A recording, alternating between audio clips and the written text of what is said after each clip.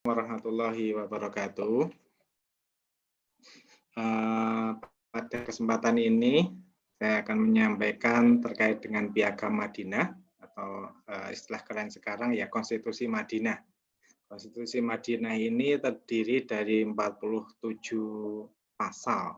Nah, ini hampir sama dengan UUD 45 kita ya, terdiri dari beberapa pasal. Nah, Piagam Madinah ini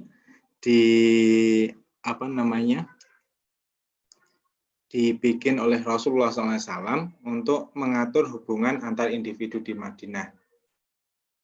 Kemudian Rasulullah untuk mengatur hubungan antar individu di Madinah tersebut, beliau menulis sebuah peraturan yang dikenal dengan sebutan sahifah atau kitab, atau yang lebih dikenal sekarang dengan sebutan wasikoh atau piagam. Mengingat betapa penting piagam ini dalam menata masyarakat Madinah yang beraneka ragam, ada muslimin, musyrikin, dan Yahudi, maka banyak ahli sejarah yang berusaha membahas dan meneliti piagam ini guna mengetahui strategi dan peraturan Rasulullah SAW dalam menata masyarakatnya. Dari hasil penelitian mereka ini, mereka berbeda pendapat tentang keabsahannya. Penulis kitab Asyiratun Nabawiyah fi Daulil Masyadiril Asriyah setelah membawakan banyak riwayat tentang piagam ini berkesimpulan bahwa riwayat tentang piagam Madinah derajatnya hasan li ghairihi. Nah, kemudian sejarah dari penulisan piagam Madinah tersebut itu ada dua riwayat. Riwayat pertama, penulis kitab Asyiratun Nabawiyah As-Sahihah mengatakan pendapat yang kuat mengatakan bahwa piagam ini pada dasarnya terdiri dari dua piagam yang disatukan.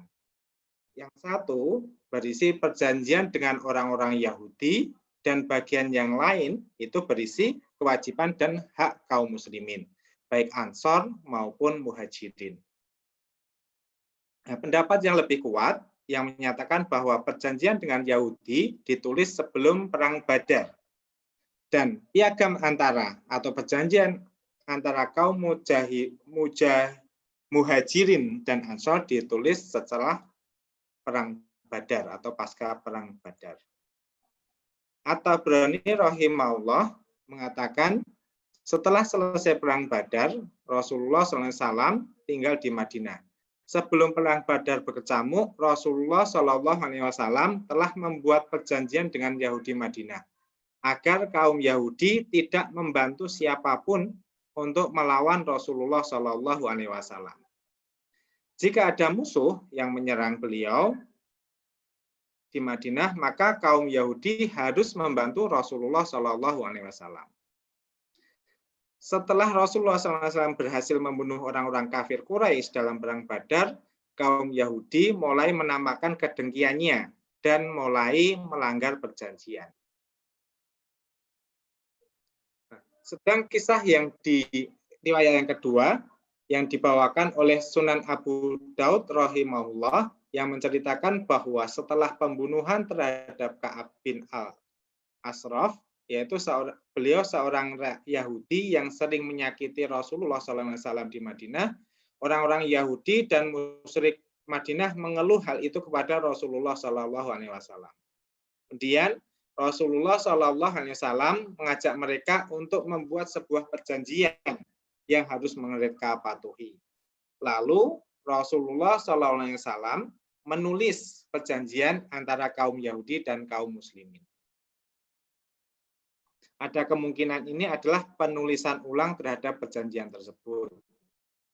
Nah, dengan demikian kedua riwayat tadi, riwayat yang pertama dan kedua tadi bisa dipertemukan bahwa pertama yang dibawakan oleh ahli sejarah yang menyatakan kejadian itu sebelum Perang Badar, dan riwayat kedua yang dibawakan oleh Imam Abu Daud yang mengatakan kejadian itu setelah Perang Badar.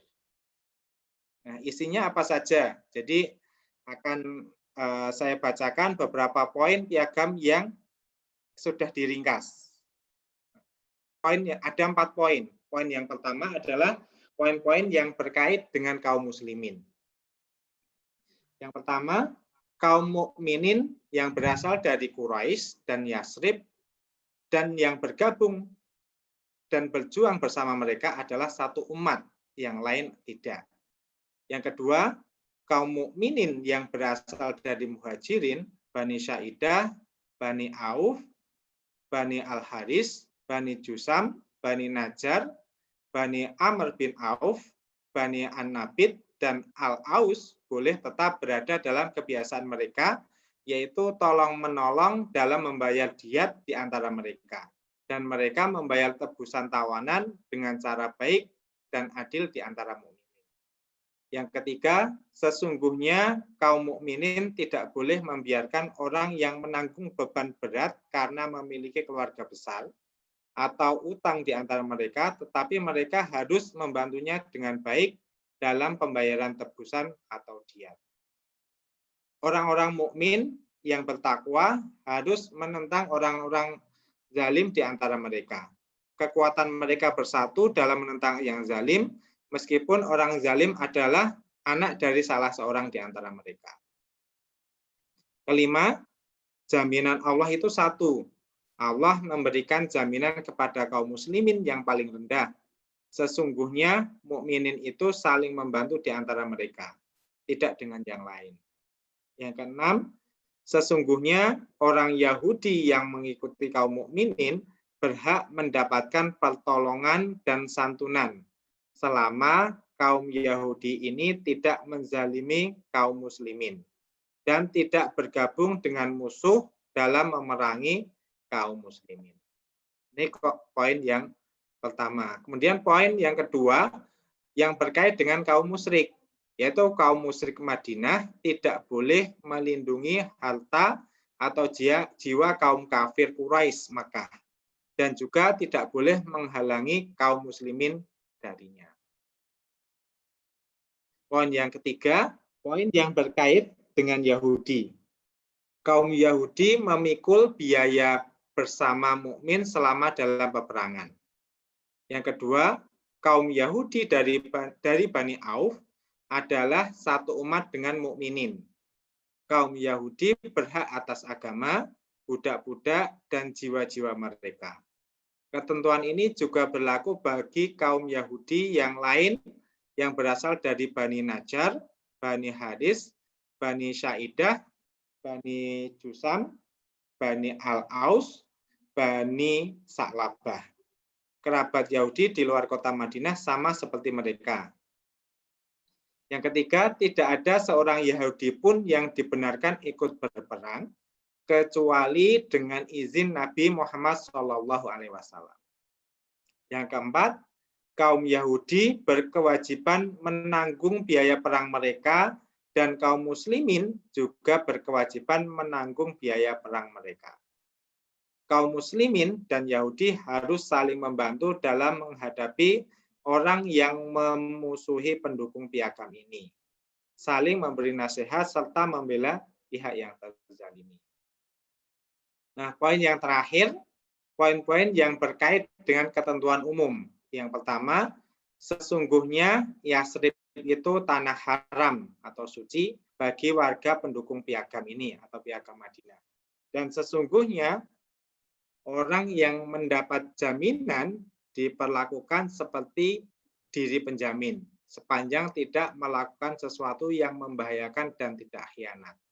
Jaminan tidak boleh diberikan kecuali dengan seizin pendukung piagam ini. Yang kedua, bila terjadi suatu peristiwa atau perselisihan di antara pendukung piagam Madinah yang dikhawatirkan menimbulkan bahaya, maka penyelesaiannya menurut Allah Azza wa Jalla dan Muhammad SAW. Yang ketiga, kaum kafir Quraisy Makkah dan juga pendukung mereka tidak boleh diberikan jaminan keselamatan. Yang keempat, para pendukung piagam harus saling membantu dalam menghadapi musuh yang menyerang kota Yasrib. Yang kelima, orang yang keluar berpergian aman dan orang yang berada di Madinah juga aman, kecuali orang zalim dan khianat. Dan Allah Azza wa Jalla adalah penjamin bagi orang yang baik dan bertakwa, juga Muhammad Shallallahu Alaihi Wasallam. Nah, pelajaran yang diambil dari Piagam Madinah, peraturan tertulis pertama di dunia. Yang kedua, para ulama tidak mengatakan bahwa di antara hukum-hukum yang tercantum dalam piagam ini ada yang dinaskah kecuali perjanjian dengan Yahudi atau non-Muslim dengan tanpa kewajiban ziyah atau pajak. Hukum ini terhapus dengan firman Allah dalam surat At-Taubah ayat 29. Yang ketiga, sebagian para ulama mengatakan bahwa hubungan kaum muslimin dengan Yahudi yang terdapat dalam piagam tersebut sejalan dengan firman Allah dalam Al-Quran surat Al-Mumtahanah ayat 8 yang artinya Allah tiada melarang kamu untuk berbuat baik dan berlaku adil terhadap orang-orang yang tidak memerangimu karena agama dan tidak pula mengusir kamu dari negerimu. Yang keempat, piagam ini telah mengatur berbagai sisi kehidupan umat. Yang kelima, dalam piagam ini terdapat landasan perundang-undangan. Misalnya, yang pertama, pembentukan umat berdasarkan akidah dan agama sehingga menyakup seluruh kaum muslimin dimanapun berada. Yang kedua, pembentukan umat atau jamaah berdasarkan tempat tinggal sehingga mencakup muslim dan non-muslim yang tinggal di sana. Yang ketiga, adanya persamaan dalam pergaulan secara umum. Yang keempat, larangan melindungi pelaku kriminal. Yang kelima, larangan bagi kaum Yahudi untuk ikut berperang kecuali dengan izin Nabi Muhammad SAW. Yang keenam, larangan perbuatan zalim pada harta, kehormatan, dan lain sebagainya. Yang ketujuh, larangan melakukan perjanjian damai secara pribadi dengan musuh. Yang kedelapan, larangan melindungi pihak musuh. Yang kesembilan, keharusan ikut andil dalam pembiayaan yang diperlukan dalam rangka membela negara. Yang selanjutnya, keharusan membayar diat dari yang melakukan pembunuhan. Kemudian adanya tebusan tawanan, dan yang terakhir melestarikan kebiasaan yang baik. Mungkin itu yang bisa saya sampaikan. Ya, Piagam Madinah ini banyak sekali pasal-pasalnya, ada 47 pasal, dan tadi di materi ini sudah disampaikan atau diringkas beberapa poin, ya ada 4 poin, baik itu yang terhadap kaum muslimin, poin-poin yang berkait dengan kaum muslimin, kemudian berkait dengan Yahudi dan ketentuan umum lainnya. Mungkin itu yang bisa saya sampaikan, semoga bermanfaat dan kita menjadi tahu bahwa Piagam Madinah ini sesuatu yang spektakuler ya pada zamannya, dan sekarang banyak sekali diikuti oleh Indonesia juga ya. Kita juga memakai peraturan-peraturan seperti ini ya, semoga bisa menjadikan Indonesia menjadi negara yang yang rahmatan lil alamin. Mungkin itu sedikit, semoga bermanfaat. Wassalamualaikum warahmatullahi wabarakatuh.